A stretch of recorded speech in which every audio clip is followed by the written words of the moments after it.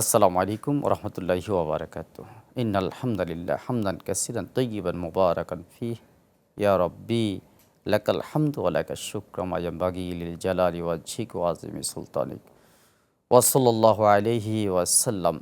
প্রিয় দর্শক, যে যেখান থেকে উপভোগ করছেন কাছে কিংবা দূরে, আমাদের অত্র অনুষ্ঠান দিন ইসলামের পক্ষ থেকে শুভেচ্ছা নেবেন হৃদয় জুড়ে। আমরা প্রতিদিনই রমজানুল মোবারকে বিশ্বভিত্তিক আলোচনা উপস্থাপন করে থাকি। এসকিউ গ্রুপ নিবেদিত দিন ইসলাম powered by Intech Queens cafe. আমাদের মাঝে কুইজ স্পন্সর হিসাবে যুক্ত আছেন বুখারি লুঙ্গি, Anas travels and tours, Comilla মহোদয়া model developers limited, Sakib publications এবং পিটিএস ফ্যামিলি হিরাজিল ভিউ। তো আমরা আজ আমাদের একজন অতিথিকে আমরা একটি বিষয় নিয়ে কথা বলবো। সেই বিষয়টি হচ্ছে কোরআন নাজিলের মাস রমাদান। আর এই বিষয়ে কথা বলার জন্য আমাদের স্টুডিওতে আমরা আমন্ত্রণ জানিয়েছি বিশিষ্ট ইসলামী চিন্তাবিদ, প্রথিতযশা, লেখক, গবেষক, মিডিয়া ব্যক্তিত্ব, অধ্যাপক মাওলানা মোহাম্মদ শহীদুল ইসলাম। আসসালামু আলাইকুম রহমতুল্লাহ।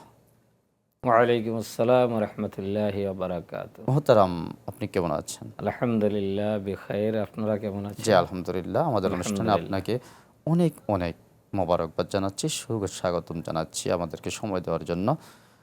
তো রাসূলের পাক সাল্লাল্লাহু আলাইহি ওয়াসাল্লাম দরুদ ও সালাম যারা ইন্তেকাল করেছেন মাগফিরাত কামনা করে আমরা সরাসরি আলোচনায় চলে যাব। কোরআন নাজিলের মাস রমাদান, এ বিষয়ে আপনি কথা বলবেন ইনশাআল্লাহ তাআলা। ইন্নাল হামদুলিল্লাহ ওয়াসসালাতু ওয়াসসালামু আলা রাসূলিল্লাহ আম্মা বা'দ। আল্লাহ তাআলা আল কোরআনে সূরা বাকারার 185 নম্বর আয়াতে বলেছেন, আউযু বিল্লাহি মিনাশ শাইতানির রাজিম, বিসমিল্লাহির রহমানির রহিম, শাহরু রমাদানাল্লাযী উনজিলা ফীহিল কুরআন হুদাল লিন-নাসি ওয়া বায়্যিনাতিম মিনাল হুদা ওয়াল ফুরকান। আমি এই কোরআনকে রমজান মাসে অবতীর্ণ করেছি, নাজিল করেছি। আর কোরআন নাজিল করেছি, এর মাধ্যমে মানুষ জানতে পারবে সঠিক পথ অথবা যা মানুষের জন্য গৃহীত কাজ। অর্থাৎ ফোরকান যাকে বলা হয়, সত্য এবং মিথ্যার মাঝে পার্থক্য করে দেবে এমন একটি কিতাব আমি রমজান মাসে নাজিল করেছি। গবেষণায় দেখা যায় শুধু আল কোরআন না, যতগুলো বড় বড় কিতাব পৃথিবীতে এসেছে, আমরা যদি বলি তাওরাত, ইনজিল, জাবুর অথবা অন্যান্য সহিফা যেগুলো আছে, সবগুলোই মূলত রমজান মাস। আর রমজান মাস হচ্ছে আরবি যেই 12টি মাস রয়েছে, যে ইন্না ইদ্দাতাশ শুহুরি ইনদাল্লাহ ইসনা আশারা শাহরান, আল্লাহ তাআলার বিধানে 12 মাসে 1 বৎসর। ইয়ামা খালাকাস সামাওয়াতি ওয়াল আরদ, যেদিন থেকে এই পৃথিবী এবং আসমান সৃষ্টি করেছেন সেদিন থেকে আল্লাহ তাআলা বিধান দিয়েছেন 12 মাসে 1 বৎসর। এর মাঝে 9ম মাসের নাম হচ্ছে রমাদান। এই রমজানে আল্লাহ তাআলা কোরআন নাজিল করেছেন। শাহরু রমাদান আল্লাযী উনজিলা ফীহিল কোরআন। রমজান মাসে কখন নাজিল করেছেন সেটাও বলা হয়েছে, লাইলাতুল কদরে খায়রুম মিন আলফি শাহর, সেটা কদরের রাতে। এবং কোরআনটা যেই রাতে নাজিল করেছি, সেখানে আমি এই কোরআনকে নাজিল করেছি যে লাইলাতুম মুবারাকা, একটা বরকতময় রাতে। অর্থাৎ কোরআন নাজিলের কারণে এই রাতটা 1000 রাতের চেয়ে শুধু বড় বিশাল এমন না। হাজার বলতে কি শুধু এখানে 1000 বোঝাচ্ছে না, এটা সংখ্যাধিক্য বোঝানোর জন্য, অসংখ্য বোঝানোর জন্য। যেমন হাজার মানে তার কোনো গণনা আমরা করতে পারি না এক আল্লাহ ছাড়া। হাজার হাজার, এটা মানে অগণিত কোনো সংখ্যা বোঝানোর জন্য এই হাজার শব্দটা বোঝানো হয়েছে। এবং এই রাতে কোরআন নাজিলের কারণে লাইলাতুম মুবারাকা বলা হয়েছে। রাতটা অনেক গুরুত্বপূর্ণ, বরকতময়, মর্যাদাবান একটি রাত। এবারে যে একটি হাদিস রয়েছে, মান কামা লাইলাতুল কদরি, রাসূল সাল্লাল্লাহু আলাইহি সাল্লাম বলেছেন, মান কামা লাইলাতুল কদরে ঈমানান ওয়া ইহতিসাবান গুফিরা লাহু মা তাকাদ্দামা মিন জামবি। শুধু এই যেই রাতে আমি কোরআন নাজিল করেছি, এখন কেউ সেটাকে শেষ দশকের বেজোড় রাত বলেছেন, 21 তারিখ, 23 তারিখ। তবে অধিকাংশ আলেমের মতে সেটা 21 তারিখ, যে সোমবার আল্লাহ তাআলা রমজানে কোরআন নাজিল করেছেন। অর্থাৎ কোরআন নাজিলটা শুরু হয়েছে। যেমন কোরআনের যে প্রথম সূরা আলাক, ইকরা বিসমি রাব্বিকাল্লাযী খালাক, আমরা দেখি রাসূল সাল্লাল্লাহু আলাইহি সাল্লাম মক্কা থেকে প্রায় 3 মাইল দূরে যে গার হেরা সেখানে ছিলেন। সেখানে রাসূল ধ্যান করছেন, মানুষকে, অন্ধকারাচ্ছন্ন মানুষকে কিভাবে আলোর পথে নিয়ে আসা যায় সেই জন্য রাসূল যখন ধ্যান করছেন তখনই আল কোরআনের এই প্রথম আয়াতগুলো নাজিল হয়েছে। এবং সেখান থেকে শুরু করে একেবারে শেষ সূরা যদি বলি আমরা, সূরা নাসর, ইজা জা নাসরুল্লাহি ওয়াল ফাতহ, অথবা সর্বশেষ আয়াত অনেকের মতে সেটা হচ্ছে সূরা মায়েদার ৩ নম্বর আয়াত, আল ইয়াউমা আকমালতু লাকুম দীনাকুম ওয়া আতমামতু আলাইকুম নি'মাতি ওয়া রাদিতু লাকুমুল ইসলাম দীনা। এইভাবে রাসূল সাল্লাল্লাহু আলাইহি সাল্লামের প্রায় ৩০ বছর যাবত যে আল মানকুলু আনহু নাকলান মুতাওয়াতিরান, ধারাবাহিকভাবে যে আয়াতগুলো, যে সূরাগুলো রাসূলের উপরে নাজিল হয়েছে, এই সবগুলো ওহী। আর এই ওহীর সমষ্টি হচ্ছে আল কোরআন, অর্থাৎ জিবরাইল আলাইহিস সালাম। এই যে আল কোরআন বললেন, আসলে আল কোরআনের অর্থটা আমাদের জানা খুব প্রয়োজন মনে করছি। আল কোরআনের অনেকগুলো অর্থ আছে। সহজভাবে আমরা যদি বলি যে একটা হচ্ছে কেরাতুন। কেরাতুন মানে কেরাত আমরা বলি যে বারবার পড়ার মতো একটা কিতাব, অধিক পঠিত কিতাবের একটা মজেজা হচ্ছে একজন মানুষ যে এই কোরআন যত পড়বে এতে তার পরিশ্রম হবে না। অন্য যে কোনো কিতাব পড়লে মানুষ বিরক্ত লাগে। ধরুন আপনি সূরা ফাতিহা দৈনন্দিন একজন মানুষ কম পক্ষে 40 বার তাকে পড়তে হয়। আর যারা নফল অন্যান্য রাকাতে এই সূরাটা পড়ে, তাহলে কারো কারো 100-র মতো পড়া হয় দৈনিক 100 বার।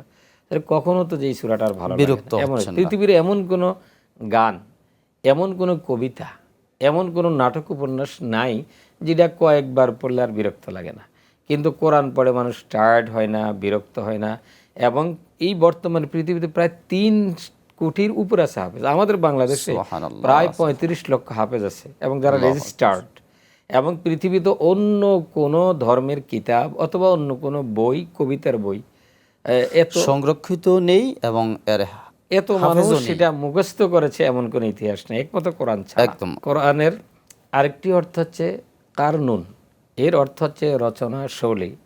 আরেক কথায় বলা যায় মালা। আল কোরআনের এমনভাবে ধারাবাহিকভাবে আল্লাহ তাআলা সেটা বর্ণনা করেছেন যে মালায় মাঝে যদি অনেকগুলো ফুল থাকে, আপনি যদি একদিকে কেটে যান তাহলে কিছু থাকবে না, সবগুলো নষ্ট হয়ে যাবে। আল কোরআনকে একটি শব্দ, একটা বাক্যকে কোনো ব্যক্তি যদি অস্বীকার করে তাহলে তার আর ঈমান থাকার কোনো প্রশ্নেই আসে না। সেই জন্য কোরআন কারনুন শব্দের অর্থ হচ্ছে মালা, অর্থাৎ এর শব্দ শৈলী, এর রচনা, এর বাচনিক শিল্প, এর উপমা, এর উৎপ্রেক্ষা, ছন্দ, অলঙ্কার, সবগুলো বিষয় এমনভাবে সুবিন্যস্ত আল্লাহ তাআলা করেছেন যে এর চেয়ে উন্নত আর কোনো কিতাব, কোনো সাহিত্য, কোনো লিটারেচার এর চেয়ে উপরে নেই। যেজন্য কোরআনের আরেকটি নাম হচ্ছে কারনুন। সহজ কথা বলা যায়, কোরআন বারবার অনেক বেশি মানুষ পড়ে, কিয়ামত পর্যন্ত পড়বে। রাসূল সাল্লাল্লাহু আলাইহি সাল্লামের জীবন থেকে শুরু করে আজ পর্যন্ত পৃথিবী যতদিন থাকবে, মানুষ যতদিন থাকবে, কোরআন হবে পৃথিবীর সবচেয়ে সর্বোচ্চ পঠিত একটি কিতাব। এখানে আরেকটি বিষয় আমরা জানতে চাই যে আপনি কোরআন নাজিলের মাস রমাদান আমাদের বিষয়বস্তু।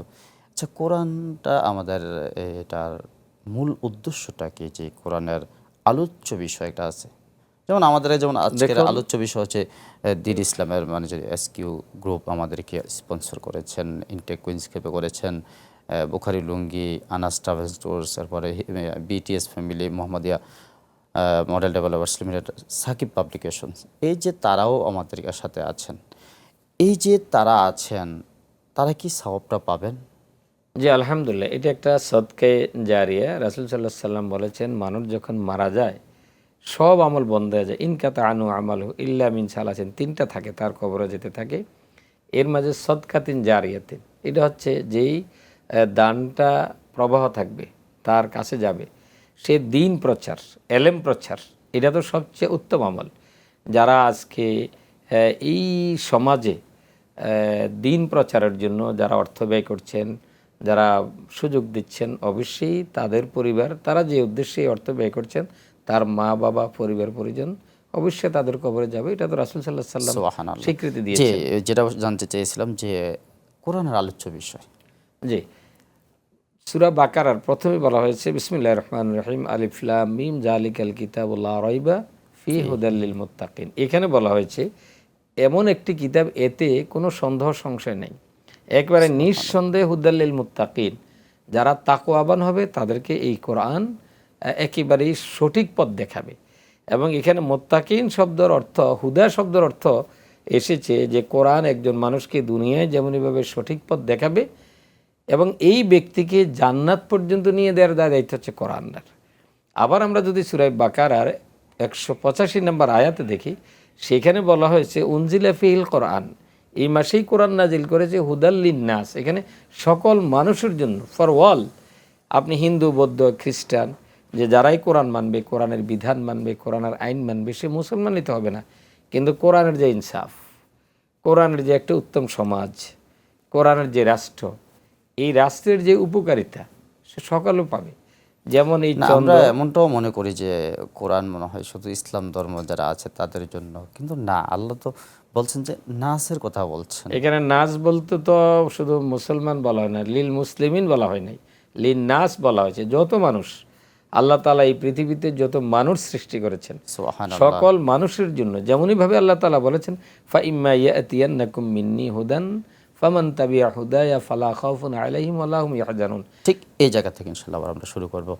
দর্শক, আবারও সময় হলো বিরতিতে যাওয়ার, তো ছোট্ট বিরতিতে যাব, ফিরছি কিছুক্ষণের মধ্যে ইনশাআল্লাহ তাআলা।